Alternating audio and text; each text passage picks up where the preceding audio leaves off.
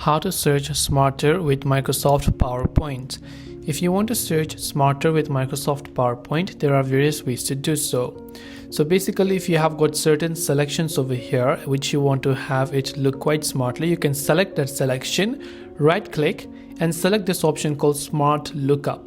When you do that, it will look up for that particular object, whatever you're searching for, on the right hand side by connecting it to the internet.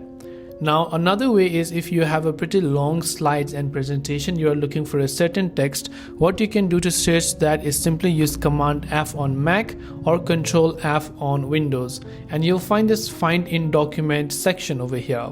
So what you have to do is in the search bar, you simply have to search for the specific word that you're looking within the slide and just hit the enter button, and you'll find various different types of words that are available within that slide. So this way you can search smarter with PowerPoint. Hope this video helped you out. If you have any questions, feel free to leave them down below. Thank you for watching and see you soon in the next video.